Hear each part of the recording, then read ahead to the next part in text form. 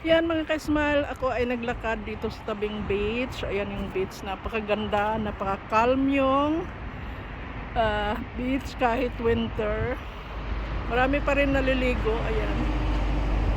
So, andito tayo ngayon sa may Lytton Beach, Fremantle, or between in Cotislo and Fremantle. So, yan. Punta na ako sa aking bus stop. Yan mga ka-smile, magbabas tayo kasi mas malapit kaysa sa train. Yung train doon banda, so ayaw ko maglakad doon. So andito tayo ngayon. Ay, layo ng aking linakad mga ka-smile, pero okay lang, mas masaya, masarap naman maglakad kasi ayan, maganda yung araw. Nakikita nyo yung old train yan. So yan ang naka stay lang siya dyan. Ewan ko kung saan yan punta. So yan, lalakad tayo punta sa aking bus stop. At mag-bus na lang ako kasi mas maganda. Yan, galing ako doon. Ayan o, layo din ng linakad. Yan, doon sa may building, malapit na ito sa Fremantle. So yan ang beach. O diba? So tatawid tayo dito. Yan, punta tayo doon sa bus stop. Lakad-lakad mga ka-smile. Maganda dito sa Australia mga ka-smile, ganyan. May sarili kang patwalk, hindi ka problema sa pagtawid kasi safe na safe ka. Basta sumunod ka lang sa rules sa mga kalsada na yan. So malayo yung linakad ko. Mahirap pala maglakad sa beach pag may buhangin. Nahirapan yung tuhod ko. Mas maganda walang sapatos, pero ayoko magtanggal ng sapatos sa kasi hirap din babasa ako ba. And yeah, ito yung ating araw. Ayan yung pupuntahan. Tawid din ako dyan. Parang walang tawiran, pero tawid ako dyan oh. Ay, ayaw nahirapan na.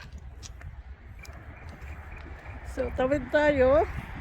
Tansahin lang natin na walang car. Ito busy kasi itong lugar. Doon yung traffic light, pero malayo. Mas papunta ko dito, mas malapit. So actually mga ka-smile, malapit na ito sa Prio, isa sa mga pinakamagandang lugar, tourist spot. So may bus stop dito, pero tatawid ako kasi papunta doon yung aking bus. So yan mga ka-smile. May truck naman. Yan, lakad lang. Yan, nakapag-vlog din ako kahit paano. Kanina wala ako sa mood mag-vlog kasi hiningal ako. Ngayon tatawid tayo dito. Pagkita kayong tawid. Yan, dito na tayo tatawid kasi hindi doon sa pag walang kotse tatawid tayo. Ayan, hintayin natin, iisa na lang. Yan, safe tumawid, walang car. Dito lang ang hintayin natin na may kotse. Yan, yun ang bus stop ko. So hintayin natin, malapit na, marami sila. Oh my god. So andito na tayo, nakatawid na yung mga ka-smile. Dito na tayo sa bus stop. Punta naman tayo ng bus. Yan mga ka-smile, update ko kayo mamaya.